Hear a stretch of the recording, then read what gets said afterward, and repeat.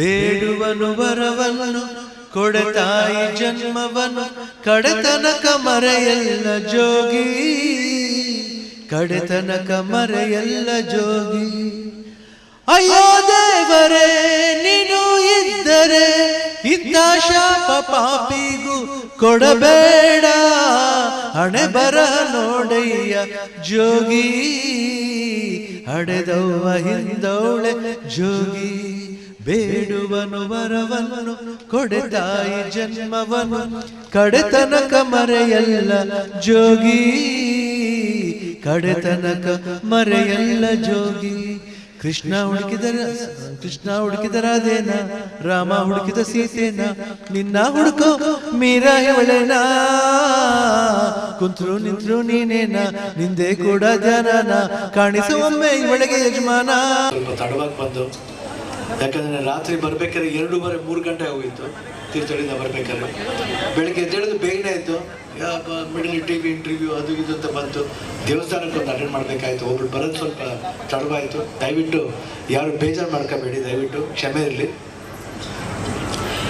ಈ ಸಲ ಬೈಂದೂರಿಗೆ ನಮಗೇನೋ ಪುಣ್ಯ ಮಾಡಿ ಅಂತ ಕಾಣುತ್ತೆ, ಪದೇ ಪದೇ ಬರ್ತಾ ಇರೋದು, 4ನೇ ಸಲ 5ನೇ ಸಲ ಬರ್ತಾ ಇರೋದು.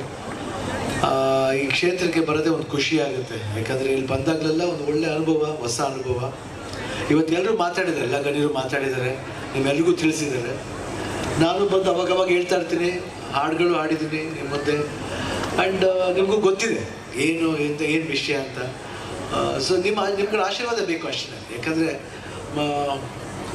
ನಾವು ಆ್ಯಕ್ಚುಲಾಗಿ ಫಸ್ಟು ವೋಟಿಂಗ್ ಸ್ಟಾರ್ಟ್ ಮಾಡಿದ್ದು ಹಾಕಕ್ಕೆ ಶುರು ಮಾಡಿದ್ದು ಒಂದು 40-45 ವರ್ಷ ಇರ್ಬೋದು. ನಮಗೆ ಫಸ್ಟ್ ಇದೆಲ್ಲ ನಮಗೆ ಈ ಒಂದು ಡಿಫ್ರೆನ್ಸ್ ಇದೆ ಅಂತ ಗೊತ್ತೇ ಇಲ್ಲ.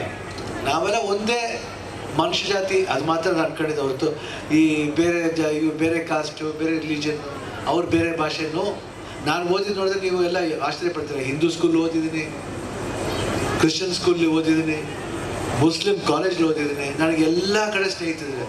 ನಾನು ಎಲ್ಲ ಫೆಸ್ಟಿವಲ್ನು ನಾನು ಸೆಲೆಬ್ರೇಟ್ ಮಾಡ್ತೀನಿ, ಎಲ್ಲ ಕಡೆ ಎಲ್ಲ ದೇವಸ್ಥಾನಕ್ಕೆ ಹೋಗಿದ್ದೀನಿ. ನನಗೆ ಬೇರೆ ಎಲ್ಲಿ ಹೋಗ್ಬೇಕು, ಎಲ್ಲಿ ನಮಗೆ ನೆಮ್ಮದಿ ಕೊಡುತ್ತೆ ಅಲ್ಲಿ ಹೋಗೋದಷ್ಟೇ. ಮನುಷ್ಯ ಯಾವಾಗ ನೆಮ್ಮದಿ ಹುಡ್ಕೊಂಡು ಹೋಗ್ಬೇಕು. ಇವಾಗ ನಾಳೆ ನಮ್ಮ ಮನೆಗೆ ಬಂದಾಗ ನೀವು ಒಂದು ಸಹಾಯ ಅಂತ ಬಂದಾಗ ಏನೋ ಯಾರಿಗೋ ಏಟ್ ಬಿದ್ದಿರುತ್ತೆ, ಅವಾಗ ಅಲ್ಲಿ ಹೋದಾಗ ನೀವು ಆ ಜಾತಿ ನೋಡ್ಬಿಟ್ಟು ಅವ್ರನ್ನ ಹೆಲ್ಪ್ ಮಾಡ್ತೀರ, ಇಲ್ಲ ಅಲ್ವಾ? ಅಲ್ಲಿ ನೋಡ್ಬೇಕಾದ್ರೆ ಮನುಷ್ಯತ್ವ ನೋಡಬೇಕು, ಹ್ಯುಮ್ಯಾನಿಟಿ ಇರಬೇಕು. ಹ್ಯುಮ್ಯಾನಿಟಿ ಮುಂದೆ ಈ ಜಾತಿ ಗೀತಿ ಏನೂ ಬರಲ್ಲ. ಸ್ವಲ್ಪ ಯೋಚನೆ ಮಾಡಿ ನೋಡಿ. ಎಲ್ಲ ಮಾತಾಡ್ತಾರೆ, ಎಲ್ಲ ನಮ್ಗೆ ಟೆಂಪ್ ಮಾಡ್ತಾರೆ, ಅಲ್ಲ ಅದೆಲ್ಲ ಜೀವನ ಅನ್ನೋದು ನೋಡಿ. ನಾವೆಲ್ಲರೂ ಎಷ್ಟು ನೀವು ಇಲ್ಲಿ ಕೂತ್ಕೊಂಡು ಮಾರ್ಕೆಟ್ ಎಷ್ಟು ನಿಜಾನೋ ಅದೇ ರೀತಿ ಈ ಭೂಮಿ ತಾಯಿ ಇದೆಯಲ್ಲ, ಈ ತಾಯಿ ಎಲ್ಲ ಯಾವ ಜಾತಿ ಅಂತ ನೋಡಲ್ಲ, ಎಲ್ಲಾರ್ದು ಭಾರನೂ ಓದ್ಕೊಂಡು ನೋಡ್ತಲ್ಲ. ಯಾಕೆ ಹೇಳಿ? ಅದಕ್ಕೆ ತಾಯಿನ ಹೋಲ್ಸೋದು. ಅರ್ಥ ಮಾಡ್ಕೊಳ್ಳಿ, ಒಂದು ನಿಮಿಷ ಅರ್ಥ ಮಾಡ್ಕೊಳ್ಳಿ ನೀವು.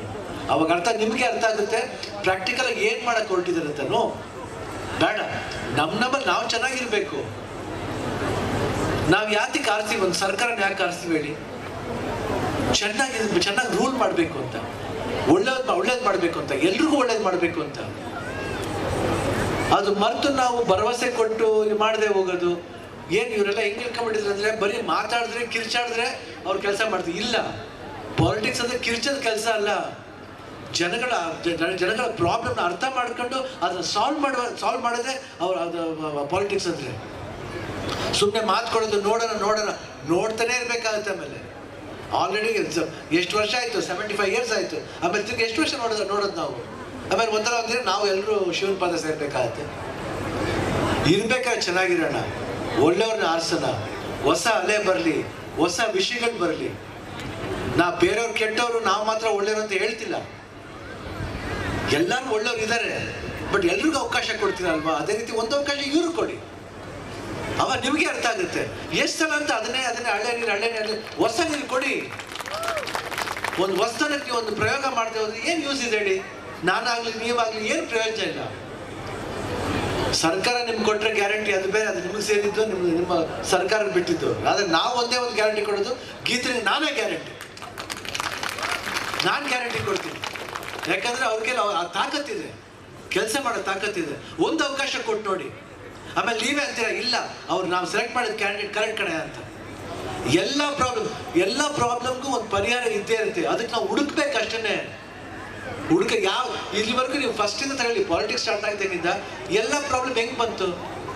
ಮಿಡ್ ಡೇ ಸ್ಕೀಮ್ ಸ್ಕೂಲ್ ಮಕ್ಕಳು ಅಷ್ಟು ಈಸಿ ಅಲ್ಲ. ಅದು ಕೊಡೋ ವೇ ಇದೆ, ವಿಧಾನ ಇದೆ. ಆ ವಿಧಾನ ನಾವು ಯೂಸ್ ಮಾಡಬೇಕು. ಆ ವಿಧಾನ ನಾವು ಕಳ್ಕೊಂಬಿಟ್ರೆ ಏನು ಮಾಡೋಕ್ಕಾಗಲ್ಲ. ಸೇವೆ ಮಾಡಲೇಬೇಕು ಅಂತ ಮನೋಭಾವ ಇದ್ರೆ ಅವ್ನು ಸೇವೆ ಮಾಡೇ ಮಾಡ್ತಾನೆ, ಇಲ್ಲಾಂದ್ರೆ ಅವ್ನು ಸೇವೆ ಮಾಡಲ್ಲ, ಶೇವ್ ಮಾಡ್ತಾನೆ ಅಷ್ಟೇ. ದಯವಿಟ್ಟು ಅದಕ್ಕೆ ಆಸ್ಪದ ಕೊಡದೇನೆ ಇವತ್ತು ಏನು ಮೊಮೆಂಟಮ್ ನಮ್ಗೆ ಕ್ರಿಯೇಟ್ ಆಗಿದೆಯೋ ಅದೇ ಮೊಮೆಂಟಮ್ಲಿ ನಿಮ್ಮ ಮನ್ಸಿನ ಮಾತು ಕೇಳಿ, ಮೈಂಡಿನ ಮಾತು ಕೇಳಬೇಡಿ, ಮನ್ಸಿನ ಮಾತು ಕೇಳಿ 7ನೇ ತಾರೀಕು ಹೋಗಿ ಒಳ್ಳೆ ಇದರಿಂದ ಆಶೀರ್ವಾದ ಮಾಡಿ. ನಾವು ನಂಬ್ಕೊಂಬಂದಿದ್ವಿ, ಯಾಕಂದರೆ ನಾವು ಇಲ್ಲಿ ಇದು ಒಂದು ಪುಣ್ಯವಾದ ಕ್ಷೇತ್ರ. ಕೊಲ್ಲೂರು ಮೂಕಾಂಬಿಕೆ ಅನ್ನೋದು ಒಂದು ದೊಡ್ಡ ಪವರ್ಫುಲ್ ಕ್ಷೇತ್ರ. ಸೊ ಹೆಣ್ಣಿಗೆ ಸಪೋರ್ಟ್ ಮಾಡಬೇಕು. ಅವ ನಿಜವಾಗ್ಲೂ ಆ ತಾಯಿ ಮೆಚ್ತಾಳೆ, ಎಲ್ಲರೂ ಚೆನ್ನಾಗಿರ್ಬೇಕಂತ ಭಾವಿಸ್ತಾರೆ. ದಯವಿಟ್ಟು ಒಂದು ಅವಕಾಶ ಕೊಡಿ ಅಂತ ಕೇಳ್ತಾ ನಾನು ಮಾತು ಮುಗಿಸ್ತೀನಿ. ಜೈ ಹಿಂದ್, ಜೈ ಕರ್ನಾಟಕ.